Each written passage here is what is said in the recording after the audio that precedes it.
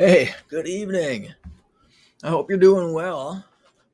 Say, don't mind me. I'm going to be doing a little sharing here. I found this article, and it's from Arezki Amiri.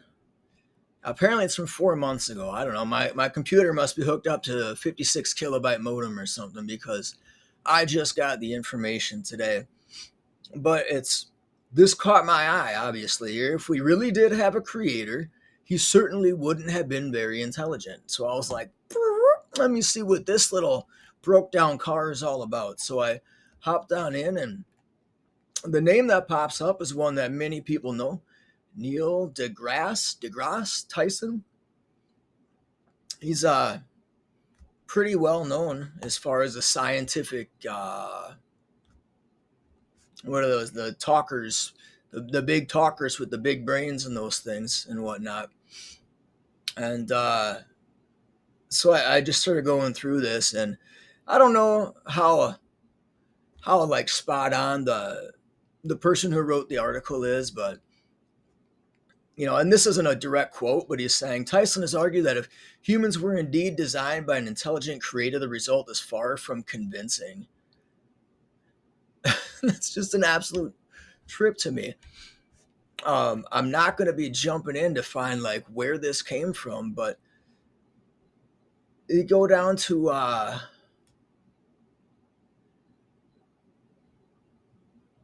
okay, so examples of flawed engineering. The Tyson's central argument lied around the observation about the inefficiency of the human body. Okay, all right. I don't think we have a familiar or a similar design of robotics yet that we've created that even comes close to the efficiency that the human body has. No way. I can eat a little biscuit and I can scooter myself around for 2 or 3 days before giving out. Yet I jump in my car and God forbid I make it 120 miles without having to stop at a gas station. So that's kind of crazy to me that it wouldn't be stated. So a little surprising. The frequently cited example is the recurrent laryngeal nerve, which takes an unnecessarily long detour from the brain to the voice box by looping around the aorta.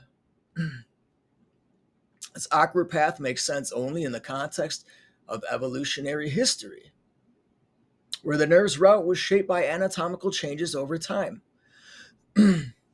Why? How is that even the case? I guess from a perspective of like not knowing how to create such a tremendous marvel as the human body, you may say that, oh, that doesn't make any sense. But maybe you got to consider it from like maybe the designer didn't do it for anything particular other than because that was his like artistic intent. There's so much more to consider about it when God is creating something.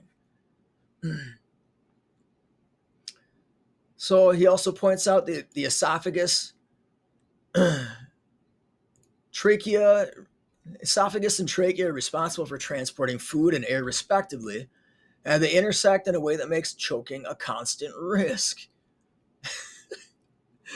For somebody who is like so into the idea of evolutionary history about the observation that humans have become better designed over time because of whatever, how is it that such a thing that is such a problem remains then, Mr. Tyson? How can that even be? Wouldn't that have been like worked out in evolution? He also notes that the birth canal is notoriously narrow relative to the size of the baby's head, often requiring medical intervention.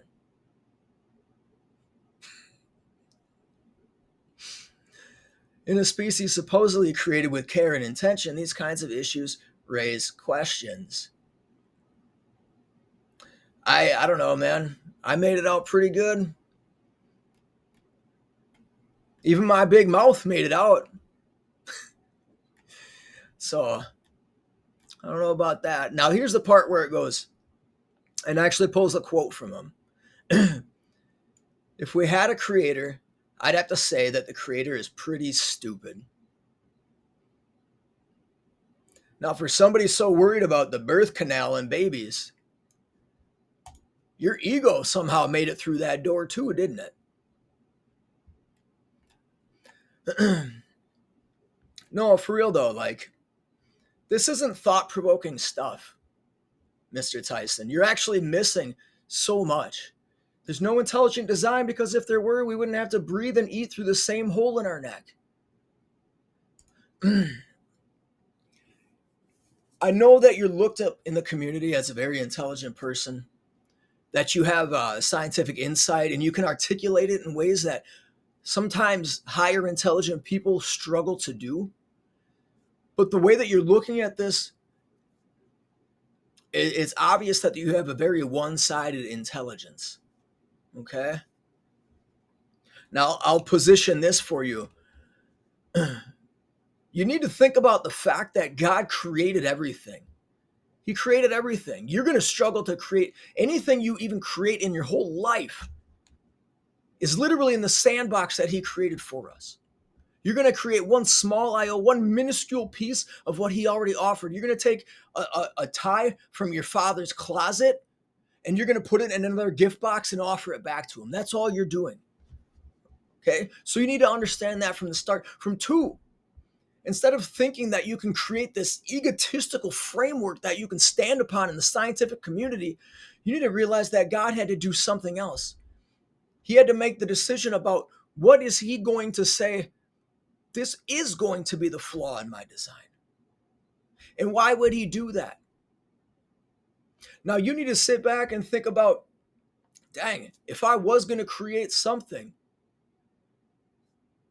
that was intended to be as long lasting as just the human race itself, what flaw would I introduce in the design that's allowable, that isn't going to be so problematic that it destroys the race, that destroys humans, but is going to be there for whatever reason? Because you can make things perfect. God could easily have made things so they never got destroyed, but he needs things to die. We need to die. We can't go on forever. We got to cycle through. There's far more questions and topics to consider with that. What it takes, what's the cost of actually existing here? What everything is behind the scenes. But thinking that because there are flaws, it wasn't done by an intelligent designer is actually the complete opposite. That gives God the ability to look at us and chuckle like we are children, like we're the children that we are, because we don't quite understand why something is. I would have made it so much better. I made it. No. You need to understand why these things were allowed or made. And then marvel at the fact that God created a design that we can pretty much choose whatever we want. We can choose whatever partner you want. We can choose whatever in our species continues. Fighting off flaws that would otherwise destroy the population. You got to figure out a way to resolve that. So I got a lot further stuff, Mr. Tyson, that God had given me vision to actually a while back. I'd love somebody of high intelligence to sit down and root through them with me to get like a clear picture going in regards to what it might mean or how it might contribute to society. But for right now, dude, I know you have a good personality. Your sense of humor is good. But I really think it's important for you to look at it and say, if I were the one who designed it, what flaws would I choose to incorporate? And why?